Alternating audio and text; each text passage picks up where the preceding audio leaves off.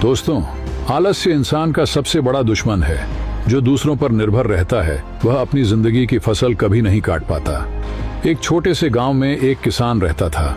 उसकी मेहनत से इस बार खेत में बहुत सुंदर फसल उगी। उसी फसल के बीच एक छोटी सी गौरैया ने अपना घोंसला बनाया था और समय बीतते ही उसमें 2 प्यारे बच्चे भी निकल आए। गौरैया रोज जंगल से खाना जुटाकर लाती थी। एक दिन जब वह लौटी तो देखा दोनों बच्चे डर कर कांप रहे थे। उन्होंने कहा, माँ, आज किसान आया था, बोला कल उसका बेटा फसल काटने आएगा। हम कहाँ जाएंगे, अभी तो उड़ना भी नहीं आता। गौरैया ने मुस्कुराते हुए कहा, चिंता मत करो बच्चों, जो अपना काम दूसरों पर डाल देता है उसका काम कभी नहीं होता। कल कोई नहीं आएगा। और सच में अगले दिन कोई भी नहीं आया। कुछ दिन बाद फिर वही डर, फिर किसान आया था और इस बार बोला, कल मजदूरों को भेज दूंगा फसल काटने। बच्चे फिर डर गए। गौरैया ने फिर वही जवाब दिया, डरो मत, जो काम मजदूरों के भरोसे हो वह भी अधूरा ही रहता है।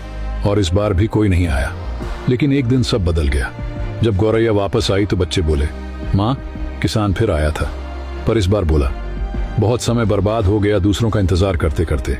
अब कल मैं खुद ही खेत काटूंगा। गौरैया का चेहरा सख्त हो गया। उसने कहा, बच्चों, अब एक पल भी यहाँ रुकना खतरे से खाली नहीं है।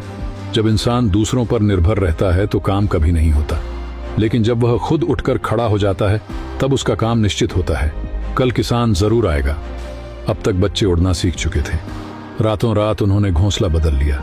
अगले दिन किसान आया और पहली बार उसकी फसल सच में कट गई। मॉरल ऑफ द स्टोरी, इस कहानी सिर्फ गौरैया की नहीं, हम सबकी जिंदगी की सच्चाई है। जो इंसान हमेशा दूसरों पर निर्भर रहता है वह या तो इंतजार करता रह जाता है या फिर पछताता है।